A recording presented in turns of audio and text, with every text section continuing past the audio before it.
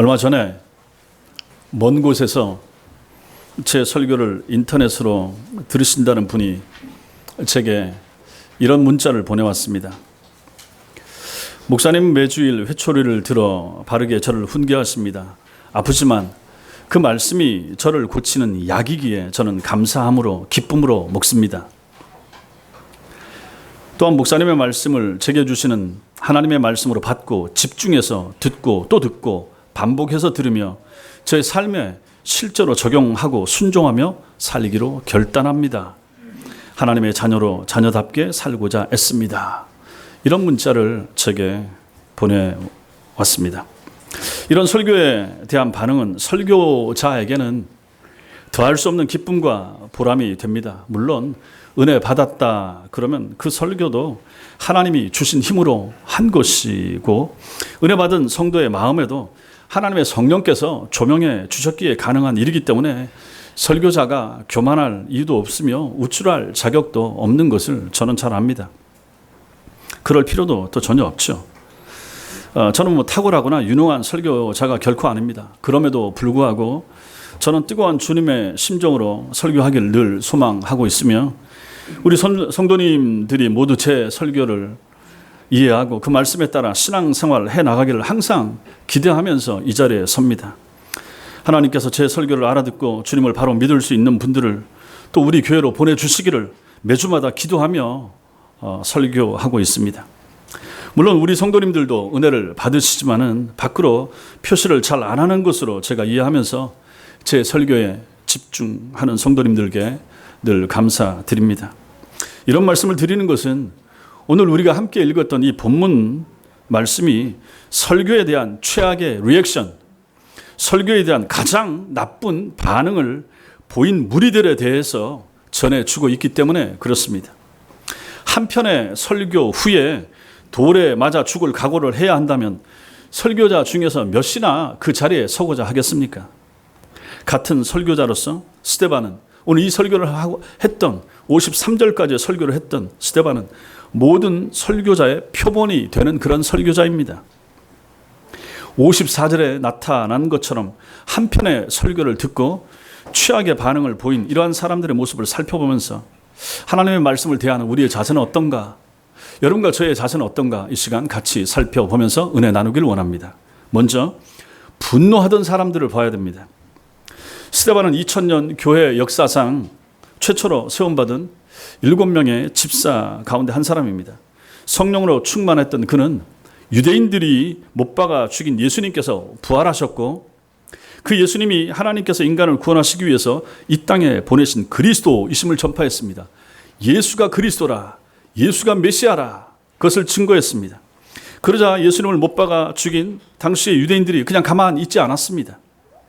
그들은 거짓 증인들을 내세워서 스데반이 전하는 예수님이 성전과 율법을 모독했다라고 하는 거짓 모함으로 고소를 해서 그 사람을 산에 들인 법정에 세웠습니다. 예수님을 신성 모독죄로 죽일 것을 결의했던 바로 그 법정에 이제는 그 제자까지 세운 것입니다. 스데반은 그 법정에 모인 유대교 지도자들을 포함한 유대인들을 향해서 하나님께서는 인간의 손으로 만들어진 예루살렘 성전 안에 갇혀 계시는 분이 아니라 세상 어디나 계시는 분이십니다 라고 역설했습니다. 돌과 나무로 만들어진 예루살렘 성전과 하나님을 동일시하면서 예루살렘 성전이라는 우상을 숭배하고 있던 그들의 잘못을 신랄하게 질타했습니다. 스데반은 성전 안과 밖에서 또 다르게 성전에 들어왔을 때는 경건했지만 밖에 나가면 엉망으로 살았던 그러한 사람들의 삶을 책망하는 선지자들을 박해했던 구약시대 유대인들의 잘못을 지적을 했으며 또 나무와 돌로 지어진 예루살렘을 고수하기 위해서 그 성전을 고수하기 위해서 참 성전이신 예수 그리스도를 살해한 거기에 모여 있었던 그러한 사람들의 죄악도 질책을 했던 것입니다.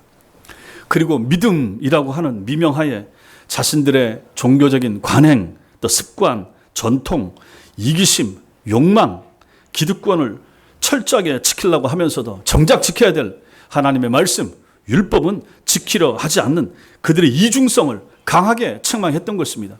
참 이분이 담대하죠. 그 70여 명, 80명, 90명 정도 되는 그러한 적들 앞에서 아무도 자기 편이 없는데 거기서 이런 말, 이런 설교, 이런 변론을 하고 있다 하는 것입니다. 담대한 거죠.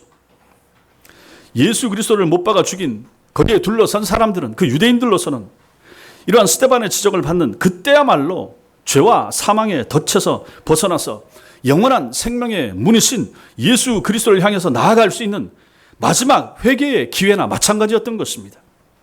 그런데 이들이 어떻게 반응을 했습니까? 54절 말씀이 그 설교를 들은 그들의 모습을 우리에게 보여주고 있는 것입니다. 그들이 이 말을 듣고 마음에 찔려 그를 향하여 이를 갈거늘, 이렇게 말씀합니다. 이 말을 듣고, 이 말은 앞에서 53절까지 나타나는 스데반의 설교를 말하는데 좀 더 직접적으로 말하면 바로 앞 말씀인 51절부터 53절까지의 말씀으로도 볼 수가 있습니다. 이러한 책망의 말을 듣고 난 후에 산에 들인 공회원들이 보인 반응이 바로 오늘 54절 말씀이라 하는 것입니다. 스데반은 그들이 성령과 메시아와 율법을 거스르는 죄를 지었다라고 선언했습니다. 51절에 기록된 것처럼 그들은 항상 하나님의 말씀을 대적함으로 성령을 거슬러 왔습니다. 52절에서 그들의 조상들은 참된 선지자를 박해했고 심지어 의인이 오시리라 예언한 자들을 죽이기까지 했으나 지금 스데반 주위에 둘러선 자들은 그들의 조상들보다도 더욱 악한 자들이었습니다. 구약의 선지자들이 예언한 그 의인 예수 그리스도를 그들이 로마 군병들에게 넘겨주고 죽였기 때문에 그렇습니다. 53절에서 그들은 천사들의 중재를 통해서 율법을 받는 세상 어느 민족도 누리지 못했던 특별한 은혜를 받았지만 그 말씀을 안 지켰습니다. 지키지 않은 사람들입니다. 이처럼 공회원들은 스스로를 하나님의 백성으로 또 의롭게 사는 사람들이라고 여기고 주장했지만은 사실은 의인이신 예수님을 박해하고 잡아넘긴 살인의 공모자들이었습니다. 이렇게 51절에서 53절까지의 이 책망을 스데반으로부터 들은 그들의 심정이 어떠했겠습니까? 한번 생각해 보십시오. 자신들은 율법과 더불어서 태어난 자라고 율법을 늘 가지고 다니고 붙이고 다니면서 외우던 자들이라고 율법에 대해서는 누구보다도 자신 있어 하던 사람들이 바로 그들 아니었습니까? 율법을 떼어놓고는 그들의 삶을 논할 수 없을 정도였는데 그러한 자신들을 향해서 율법을 받기만 하고 지키지도 않은 사람들이라 라고 하면서 지적을 받았으니 그들의 마음, 그들의 자존심이 얼마나 상했을까 하는 것을 생각을 해보시라 하는 것입니다. 오늘 본문에서 여기 스데반을 둘러싸고 있는 이 공회원들은 자신들의 잘못을 지적한 스데반의 말을 듣고 오늘 말씀해 보니까 마음이 찔렸다라고 말합니다. 근데 여러분, 이 말은 그들의 양심이 살아있어서 자신들의 잘못을 깨닫고 양심의 가책을 받았다 하는 의미가 아니라 하는 것이 문제입니다. 여기 마음에 찔려라고 하는 이 말은 히브리서 11장 37절에도 나오는데 이 단어가 헬라어 단어로 디아프리오라고 하는 단어인데 이것은 톱으로 켜다 하는 뜻입니다. 톱으로 켜다. 마음이 조각조각 톱으로 켜진 것처럼 크게 상한 상태를 나타내는 것입니다. 그래서 현대어 성경은 이 부분을 화가 머리 끝까지 치밀어 올라 이렇게 번역하고 있는 것입니다. 그러니까 이 말을 듣고 마음에 찔려가 이 사람들이 마음에 회심하려고 그러나 부드러워졌나 이게 아니라 하는 것입니다. 화가 머리 끝까지 치밀어 올라 격노하여 격분하여 이런 뜻입니다. 스데반의 변론 혹은 설교를 들은 유대인들의 마음이 격분하고 분노로 가득 찼다 하는 의미가 되는 것입니다. 스데반의 진리에 대한 설교와 책망에 이 사람들이 마음이 찔렸다 그러면 당연히 회개하고 자신들의 잘못으로부터 돌이켰어야 됩니다. 구약 성경을 능수능란하게 인용하면서 하나님의 뜻을 전하는 스데반의 설교에 충격을 받았다면 마땅히 자신들의 신앙의 무지함과 편견에 대해서 한탄했어야 됩니다. 아하, 내가 잘못 알고 있었구나. 내가 성전에 대하여, 내가 율법에 대하여 무지했구나. 내가 몰랐구나. 깨달았어야 된다 하는 것입니다. 하나님의 말씀에 무지했던 그들의 어리석음과 게으름을 회개하는 것이 마땅했지만 오늘 이 사람들은 그러지 못했다 하는 것입니다. 오히려 자신들의 잘못을 지적하면서 마지막으로 돌이킬 기회를 준 스데반을 향해서 짐승의 으르렁거림과 방불한 그런 분노를 쏟아낸 것입니다. 우리 안에 갇힌 짐승이 풀려나면 곧장 앞에 있는 것을 뜯을 그러한 기술을 하면서 으르렁거리는 것 같은 그러한 분노, 그 분노를 지금 스데반을 둘러싸고 있는 산헤드린 공회원들 마음이 그랬다 하는 것입니다. 오순절에 행한 베드로의 설교를 들은 사람들의 반응을 기록한 말씀이 있습니다. 한번 찾아보세요. 앞으로 넘겨서 사도행전 2장 가보겠습니다. 사도행전 2장 37절. 사도행전 2장 37절.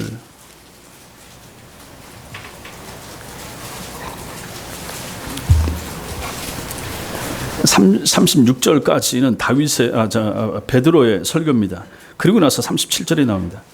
37절 같이 읽겠습니다. 시작. 그들이 이 말을 듣고 마음에 찔려 베드로와 다른 사도들에게 물어 이르되 형제들아 우리가 어찌할꼬 하거늘. 여기도 보면 마음에 찔려라고 했습니다. 이 찔려는 오늘 우리가 읽었던 54절하고 우리말 번역으로는 찔려라고 같은 단어를 쓰고 있지만 헬라어는 다릅니다. 여기서는 찔러 관통하다 그런 의미가 되는 것이죠. 베드로의 설교를 들은 사람들의 마음에 그 설교가 비수처럼 그들 마음속에 꽂힌 것입니다. 그동안 잘못 살아온 삶에 대하여 양심의 가책이 되고 마음이 크게 아파오는 회개의 상태를 이렇게 표현하고 있는 것입니다. 이때 베드로는 그 앞에 36절 말씀에 나타난 것처럼 그런즉 이스라엘 온 집은 확실히 알지니 너희가 십자가에 못 박은 이 예수를 하나님이 주와 그리스도가 되게 하셨느니라 하니라. 이 설교를 마치고 나니까 그들 마음속에 찔렸다 하는 것입니다. 오늘 스데반은 뒤로 넘겨서 다시 우리 7장 거기 보시면 52절에 뭐라고 그랬습니까? 너희 조상들이 선지자들 중에 누구를 박해하지 아니하였느냐?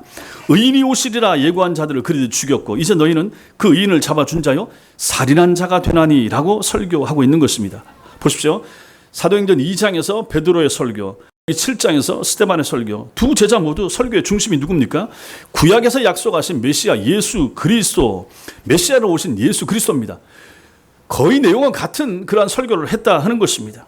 예수가 그리스도시라라는 베드로의 설교를 들은 사람들은 그 설교를 듣고 마음을 고치고 회개했습니다. 그러나 구약에서 오시리라 예언하신 의인이 예수님이시라라고 하는 스데반의 설교를 들은 사람들은 54절에서 어떻게 반응합니까?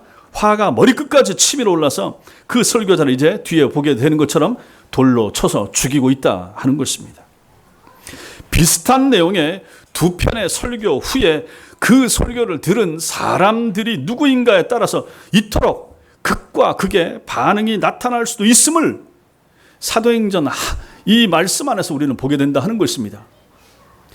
설교자는 크게 중요치 않습니다. 설교의 내용은 거의 같기 때문입니다. 결국 그 말씀을 듣는 사람들이 누군가, 그들의 마음의 상태가 어떠한가가 중요하다 하는 것을 보게 됩니다. 오늘날 성도들의 설교 후의 반응도 여러 가지입니다. 여기 계신 여러분들도 마찬가지입니다. 어떤 사람들은 아무런 반응을 보이지 않습니다. 설교를 하나님의 말씀으로 듣지 않았거나 나와는 상관이 없는 말씀으로 들었기 때문일 것입니다. 물론 그것을 가지고 제가 여러분들을 다 평가하지는 않습니다. 여러분들이 예배를 듣는 태도나 자세나 집중하는 것이나 이런 것은 여러분들이 하나님 앞에서 하는 것입니다. 예배 중에도, 설교 중에도 마찬가지고, 설교 마치고 예배 끝난 다음에도 마찬가지고, 여러분들의 반응을 가지고 제가 크게 거기 좌우받지는 않습니다. 또 어떤 사람들은 설교를 들으면서 불쾌하게 생각하거나 속으로 화를 내는 분이 있을 수도 있습니다. 자신의 잘못을 지적하는 것 같아서 기분이 상한 분이 있을 수도 있기 때문에 그런 것입니다. 그리고 또 어떤 사람들은 설교를 통하여 하나님의 은혜를 깨닫습니다. 잘못을 지적하면 회개하고 고치려고 하고 격려하는 말씀을 듣게 되면 위로받고 용기를 냅니다. 제게 문자를 보내온 성도님처럼 말입니다. 이런 경우가 하나님 앞에서 성도들의 지극히 정상적인 반응일 것입니다. 오늘 우리가 말씀에서 읽었던 이 본문의 유대인들처럼 결코 되지 말아야 됩니다. 그럼 여러분과 저는 언제 분노해야 됩니까? 우리는 어떤 상황에서 분노가 일어나야 됩니까? 언제겠습니까? 말씀대로 살지 못하고 살고자 하는 의지도 없는 우리 자신, 나 자신의 연약한 모습을 설교를 통해서 발견하게 될 때 여러분과 저는 분노해야 되는 것입니다. 내가 왜 이러지? 이러한 말씀 앞에서 내가 마음이 이렇게 덤덤한가? 아무런 감동이 없는가? 내가 뭔가 잘못했다. 그러면서 나 자신을 책망하면서 그때 나 자신에게 분노해야 되는 것입니다. 하나님의 말씀에 무지하여 깨닫기가 짐승과 같은 자신의 모습을 발견하게 될 때 여러분 그때 분노해야 되는 것입니다. 하나님 말씀 앞에서 내가 말씀을 너무 모르는구나. 내가 말씀을 너무 안 읽었구나. 내가 말씀에 대해서 아는 것이 참 없구나. 내가 이 정도밖에 안 됐는가. 내가 예수 믿은 지가 몇 년인데 근데 내가 성경을 이렇게 모르는가 라고 자책하면서 자기 자신에게 분노할 수 있어야 되는 것입니다. 지금처럼 이단과 사이비가 창궐하고 곳곳에 비진리가 독버섯처럼 들고 일어날 때 그때 여러분과 저는 분노하는 마음이 우리 마음속에 있어야 되는 것입니다. 기독교의 옷을 입은 유사진리와 거짓 지도자들이 무지한 양떼들을 그릇된 곳으로 인도해 가는 것을 우리가 볼 때, 메스케형을 통해서 듣고 볼 때 그때 우리는 분노하는 마음이 우리 마음속에 일어나야 우리는 정상이라 하는 것입니다. 그런 성도들이 될 수 있게 되길 바랍니다. 두 번째로 또 이 사람들이 보인 반응이 오늘 한 절 속에 또 나타납니다. 그게 뭡니까? 이를 가는 것입니다. 스데반의 설교를 듣고 마음에 찔린 공회원들의 다음 반응이 이를 갈았다 하는 것입니다. 이를 갈았다. 이 표현은 유대인들이 극심한 분노를 나타낼 때 머리에 재를 뿌리거나 옷을 찢거나 하는 행동과 그러한 유사한 의미를 가진 것이 됩니다. 한마디로 극한 감정과 분노의 외적인 표시, 이를 부득부득 가는 거죠. 이들의 분노는 스데반의 말을 듣고 있는 동안에도 이러한 분노와 이를 가는 것이 나타났는데 이 스데반의 설교 이 말이 끝난 이후에도 이것이 한동안 지속될 정도로 강했던 것입니다. 사도행전 2장에서 베드로의 설교를 들은 사람들은 아까 어떻게 반응했습니까? 형제들아 우리가 어찌할꼬 내가 어떻게 하면 될까? 라고 하면서 회개하고 돌이켜서 결국 세례를 받고 했지 않습니까? 이런 반면에 오늘 여기 나타나는 사도행전 7장의 사내들인 공회원들의 이 사람들의 반응은 완전히 달랐다는 것입니다. 분노가 일어나고 이를 갈면서 돌을 들어서 그 설교했던 사람들을 치는 너무나도 대조적인 행동을 보이고 있는 것입니다. 자신들의 잘못을 지적하는 스데반이 미웠고 그동안 자기들이 알고 있던 것을 허물어버리는 책망에 크게 자존심이 상했던 것입니다. 지금 스데반의 설교를 들은 유대교 지도자들이 우리와 다른 하나님을 섬긴 것도 아닙니다. 그들이 가지고 있고 배우고 있고 실천하려고 노력했던 율법이 여러분과 저의 우리가 가지고 있는 율법과 다른 것도 아닙니다. 그들이 가지고 있었던 구약의 말씀들은 우리들이 지금 가지고 있는 말씀과 똑같은 것이었습니다. 그런데 어떤 사람들은 책망하는 바른 말씀 앞에서 죄를 발견하고 회개하고 그리스도를 찾아서 그분을 믿고 그분께 감사하는데 왜 어떤 사람들은 같은 말씀 앞에서 화를 이기지 못해 하면서 이를 갈고 그런 반응을 보이는 것일까요? 물론 공산주의 국가나 이슬람권이 아니라면 우리들 중에는 말씀을 듣고 공회원들처럼 반응할 사람들은 우리 시대에 거의 없을 것입니다. 그렇지만은 말씀을 들은 후에 주님이 원하시는 합당한 반응을 보이는 것은 너무나도 중요하다 하는 것을 우리는 이 말씀 앞에서 다시 한번 깨닫게 되는 것입니다. 여기 이를 갈다라고 하는 표현이 우리 성경에 보면 총 14번이 나옵니다. 근데 그 대부분이 이를 가는 행동이 대부분이 귀신 들린 자들의 행동이거나 악인들의 나쁜 행동이거나 지옥불에 떨어진 사람들의 반응으로 표시되고 있다 하는 것입니다. 마가복음 9장 18절에 보면 귀신이 어디서든지 그를 잡으면 거꾸로져 거품 흘리며 이를 갈며 이렇게 나옵니다. 귀신 들리면 거품 흘리면서 이를 가는 것입니다. 시편 37편 12절에도 보면 악인이 의인치기를 꾀하고 그를 향하여 그의 이를 가는도다 이렇게 말합니다. 악한 사람들이 선한 사람들을 향하여 이런 행동을 보이는 것이죠. 주님은 일찍이 마태복음 8장 12절에서 나라의 본 자손들은 바깥 어두운 데 쫓겨나 거기서 울며 이를 갈미 있으리라 이렇게도 말씀하셨습니다. 세례 요한의 회개의 이 책망 또 예수님의 엄한 책망 그리고 오늘 스데반의 진리의 책망을 듣고도 회개하지 않고 오히려 분노하며 이를 갈았던 유대인들은 결국 구원받지 못하고 지옥의 어두운 곳에서 슬퍼하며 이를 갈게 될 것을 예언하신 말씀이 바로 이 말씀이 되는 것입니다. 자기가 나라의 본 백성이라고 하고 내가 선택받은 선민이라고 하고 내가 유대인이라고 하고 나는 성전을 사랑한다고 하고 나는 율법을 받은 민족이라고 하는데 그 사람들이 바로 지옥에 떨어질 사람들이 될 것이라고 말씀하시는 주님의 책망의 말씀이 이 말씀이 되는 것입니다. 가라지 비유가 기록되고 있는 마태복음 13장 41절과 42절에 보면 이런 말씀이 나옵니다. 인자가 그 천사들을 보내리니 그들이 그 나라에서 모든 넘어지게 하는 것과 또 불법을 행하는 자들을 거두어내어 풀무불에 던져 넣으리니 거기서 울며 이를 갈게 되리라 이렇게 말씀합니다. 이 세상에서 믿음 생활 한다고는 했지만은 참 복음을 거절하고 죄에 대한 책망을 무시하다가 지옥에 떨어진 가라지 같은 신자들의 후회와 고통당하는 모습을 묘사하는 말씀이 바로 그 말씀이 되는 것입니다. 교회 안에 있던 사람들 가운데 하나님의 말씀을 바로 안 듣고 회개하지 않고 믿음 생활 제대로 하지 않다가 지옥 떨어져서 거기서 이를 갈게 될 사람들이 있을 것을 주님이 이렇게 비유를 통해서 말씀하신 것입니다. 달란트 비유가 나오는 마태복음 25장 30절에서는 이 무익한 종을 바깥 어두운 데로 내어 쫓으라. 거기서 슬피 울며 이를 갈리라 이렇게 말씀하십니다. 이것은 한 달란트 받고서 그 달란트의 값어치를 모르고 그냥 땅 속에 묻어두었던 사람에 대한 주님의 평가와 심판을 보였습니다.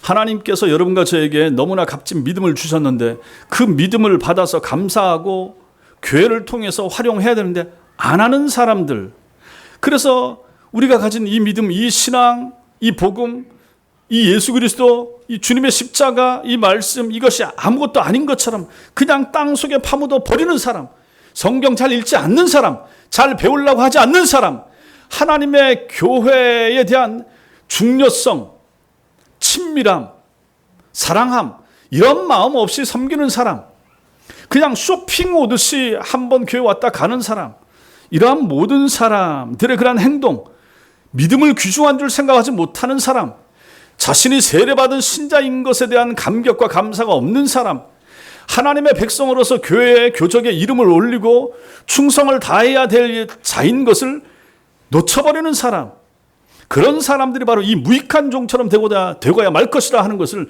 이 말씀이 우리에게 보여주고 있는 것입니다. 또한 마태복음 13장 49절과 50절은 이렇게 말씀합니다. 세상 끝에도 이러하리라. 천사들이 와서 의인 중에서 악인을 갈라내어 풀무불에 던져 넣으리니 거기서 울며 이를 갈리라.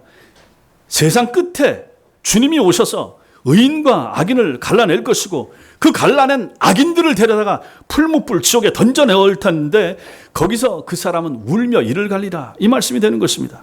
마태복음 24장 50절과 51절도 생각하지 않은 날, 알지 못하는 시각에 그 종의 주인이 이르러, 즉 우리가 모르는 주님 재림의 시간에 그 종의 주인이 이르러, 즉 예수님이 오셔서 어미 때리고 외식하는 자가 받는 벌에 처하리니 거기서 슬피 울며 이를 갈리라. 이렇게도 말씀하십니다. 이런 말씀들은 주님의 재림을 대비하지 않고 불신자처럼 살아가던 그러한 자들을 하나님께서 의인들과 구분하여 지옥에 보내시고 그들은 그곳에서 이를 갈며 영원히 고통당할 것이라 라고 하는 경고의 말씀이 되는 것입니다. 제가 지금 읽어드린 이 말씀들은 전부 다 예수님께서 말씀하신 거예요. 예수님께서 비유로 들어 말씀하신 거예요. 오늘날 우리에게도 그대로 해당되는 말씀이 된다 하는 것입니다. 경고의 말씀이 되는 거죠. 이렇게 결코 돌이킬 수 없고 가장 비극적인 모습으로 그려지는 악인들의 모습, 그들의 모습이 뭡니까? 슬피 울며 이를 갈게 되리라. 이를 갈게 되리라. 이를 갈리라 하는 것입니다. 만약에 우리 주님께서 비유하신 누가복음 16장의 천국과 지옥의 모습을, 그 부자와 거지 나사로의 모습을 우리가 문자 그대로 받아들인다 그러면 지옥은 천국이 환히 보이는 곳이 될 것입니다. 지옥에서 천당이 잘 보인다 하는 것이죠. 누가복음 16장 23절에서 지옥의 부자는 천국에 들어간 자기 집 대문에 누워있던 거지 나사로를 보고 즉시 알아보았습니다. 부자는 하나님께서 자신을 불쌍히 여겨주시기를 그 지옥에서 바라면서 나사로를 보내주시고 그 나사로 보내는데 너무 목마르고 고통스러우니까 그 손가락 끝에 물 한 방울만, 생수 한 통도 아니고 물 한 방울만 그의 손가락에 찍어서 내려보내서 내 혀를 서늘하게 해주세요 라고 부탁했지만 그것마저 거절당했습니다. 이렇게 뻔히 천국을 보고도 갈 수 없는 상태가 지옥이고 땅에서 부자였던 자지만은 지옥에서는 물 한 방울마저도 얻을 수 없는 형편이라 그러면 그가 얼마나 원통하겠습니까? 얼마나 안타깝겠습니까? 얼마나 인생이 후회스럽겠습니까? 얼마나 땅에서의 삶에 대하여 후회하겠습니까? 다시는 돌이킬 수 없는 그곳에서 말입니다. 지옥에서 얼마나 고민하며 그가 후회하겠습니까? 의인을 향하여 이를 갈던 사람들, 진리를 듣기를 거부하던 사람들, 바른 말씀에 불순종하던 사람들이 지옥에 들어가면 얼마나 자신의 그 무지함과 자신의 어리석은 판단과 행동에 대하여, 땅에 있을 때 행동에 대하여, 자신의 신앙 생활에 대하여, 자신의 교회 생활에 대하여 얼마나 후회하겠습니까? 얼마나 안타까워하겠습니까? 그러나 그때는 늦었습니다. 돌이킬 수 없습니다. 그래서 지금이 중요합니다. 그래서 이런 설교를 듣는 지금이 중요합니다. 제 설교뿐만 아니라 여러분들이 하나님의 바른 말씀을 들을 때가 중요하다는 것입니다. 내게 주시는 말씀입니다. 다른 사람이 들어야 될 말씀이 아닌 거예요. 내 영혼에 필요한 말씀이 되는 거예요. 다시 못 들을 수가 있습니다. 지금 들을 때 하나의 회심해야 됩니다. 마음을 돌이키셔야 됩니다. 하나님이 내게 주시는 말씀으로 받으셔야 됩니다. 그런 은혜가 여러분과 저에게 있게 되길 바랍니다. 사랑하는 성도 여러분, 저도 20년 이상을 설교자로서 지금 살아오고 있지만 오늘 본문에 나타나는 스데반의 경우와 같은 설교 후의 반응은 경험해 보지 못했습니다. 당연히 앞으로도 그럴 경험은 하지 않을 것입니다. 못할 것입니다. 그렇다고 베드로의 경우처럼 제 설교 듣고 허다한 사람들이 회심하고 죽게 돌아오는 경우도 없을 것입니다. 그렇지만은 늘 설교에 대하여 하나님 앞에서 우리 성도들이 합당한 반응이 있기를 간절히 기도하는 것은 저는 멈출 수가 없습니다. 최근 등록하지 않고 몇 주 나오시던 한 가정이 교회가 자신들과 맞지 않다고 하시면서 처음 신앙생활을 하던 교회로 돌아가겠다고 제게 알려왔습니다. 그래서 제가 등록하시지 말고 몇 달 다녀보세요 라고 말씀을 드렸었죠. 근데 좀 다니시다가 그렇게 된 거죠.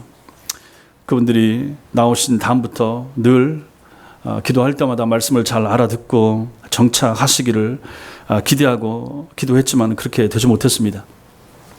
몇 년 전에는 제 설교 중에, 제가 설교하는 중에 지옥에 대한 내용이 너무 자주 등장해서 마음이 무서워서 오지 못하겠다 이렇게 말씀하신 분도 있었습니다.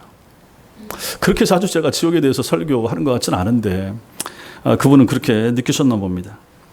또 어떤 분은 주일 오후에 우리가 교리를 배울 때 소요리 문답 교리 설교를 하는데 그거 딱딱하고 싫어서 못 오겠노라 이렇게 말씀하시고 한 주 나오고 안 오시는 분도 제가 만나봤습니다.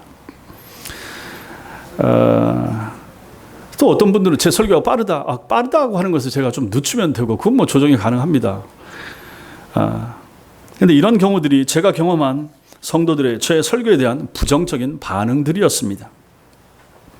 저를 포함한 모든 설교자들은 설교를 들은 성도들의 마음에 베드로의 설교를 들은 사람들의 마음에 있었던 것과 같은 동일한 그러한 찔림이 있기를 바랄지언정 오늘 본문의 공회원들과 같은 분노의 찔림이 있기를 소망하는 사람은 아무도 없을 것입니다. 당연히 그렇죠. 말씀 한 군데 우리 같이 보겠습니다. 사도행전 17장입니다. 지금 있는 성경에서 뒤로 넘기셔서 사도행전 17장.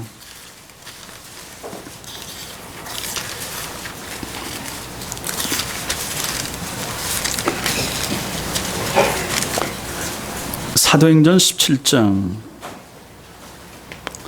11절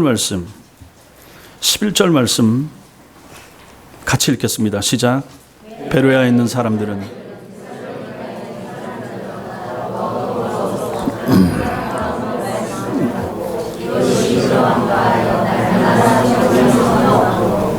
제가 소망하는 우리 성도들의 모습이 이런 것입니다. 여러분들을 향하여 저의 바람이 이런 것입니다. 바울의 설교를 들은 베레아 지역 사람들의 반응을 기록하고 있는데 베레아에 있는 사람들이 이랬다 하는 것이죠. 데살로니가에 있는 사람들보다 더 너그러워서, 여기 너그러워서는 가문이 좋은 고결한 성품을 가진 이런 뜻입니다. 말씀을 대하는 베레아 사람들의 자세가 고결했다, 신사적이다, 귀족적이다, 고상했다라고 하는 것입니다. 허투루 듣지 않았고 쉽게 판단하지 않았으며 말씀에 대하여 천박하게 반응하지 않았다라는 뜻입니다. 그래서 그들은 간절한 마음으로 말씀을 받고 이렇게 말합니다. 진지한 마음, 열정적인 마음으로 말씀을 받았던 것입니다. 그리고 그들은 그 말씀에 대하여, 받은 말씀에 대해서 이것이 그러한가 하여 날마다 성경을 상고함으로 이렇게 말합니다. 내가 들은 말씀이 정말 그런가 해서 말씀을 상고하고 말씀을 조사하고 말씀을 살폈던 것입니다. 그들은 모든 열심을 다해서 말씀을 받았을 뿐만 아니라 바울이 전하는 말이 구약 성경과 일치하는지, 혹 그가 전한 말씀이 구약 성경의 어떤 말씀에서 어긋난 것은 없었는지를 확인하기 위해서 자기가 성경을 찾아보고 묵상했다는 것입니다. 연구하고 조사한 거죠. 12절 말씀 밑에, 그래서 그 결과가 무엇인가? 12절 같이 읽겠습니다. 시작. 그 중에 믿는 사람이 많고 또 헬라의 귀부인과 남자가 적지 아니하나. 보십시오. 그렇게 말씀을 간절하게 받고 신사적으로 받고 고상한 마음으로 받고 그것을 연구하고 살펴보고 과연 그러한가 생각하던 사람들 중에 믿는 사람이 많이 일어나고 귀부인과 남자들도 많이 말씀을 받아들이고 신자가 됐다 하는 말씀이 12절이 되는 것입니다. 이처럼 말씀을 진지하게 받고 공부하고 살핀 사람들 중에 많은 신자가 생기는 것은 너무도 당연한 결과 아니겠습니까? 여러분과 제가 이런 사람들이 되길 바랍니다. 하나님 말씀을 이렇게 받으셔야 되는 거예요. 이렇게 읽으셔야 되는 거예요. 말씀 듣기 전에 한번 읽어보고, 들으면 이 말씀 가지고 가서 살펴보고, 우리 교회 홈페이지에 제 동영상도 있지만 제 설교 원문 A4 용지 4장짜리 그대로 올려놓습니다. 그거 한번 살펴보고, 제게 문자 보낸 분이 그렇게 하시더라고. 저 멀리 계신 분이. 제 설교이기 때문에 보시라는 것이 아니라 하나님의 말씀을 바르게 전하려고 하고 전하고 그것을 올려놨기 때문에 살펴보시면서 이 말씀 앞에서 내가 고쳐야 될 것은 없는가, 내가 어떤 식으로 받아들여야 되는 것인가를 확인하시라 하는 것입니다. 보십시오. 이런 말씀과 이런 자세를 가지고 말씀을 받는다면 하나님께서 은혜를 안 주시겠습니까?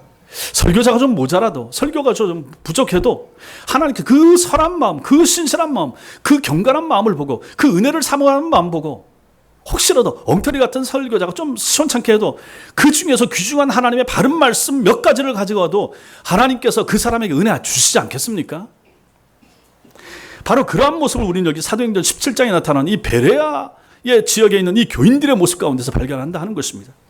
여러분과 제가 하나님을 대하는 모습, 우리가 앞으로도 이 땅에 사는 날 동안 신앙생활하고 예배드리고 말씀을 들을 텐데 그때마다 여러분과 제가 취해야 될, 우리가 가지고 있어야 될 그러한 정말로 정상적인 성도의 말씀을 받는 자세가 바로 여기 베레아 교인들의 모습이어야 한다 하는 것이죠. 이런 말씀에 대한 진지함과 열심과 사모함이 있는, 그래서 하늘로부터 임하는 풍성한 복을 받아 누리는 여러분과 저, 우리 교회, 우리 모든 성도님들 다 되시기를 주님의 이름으로 축원합니다. 기도하겠습니다.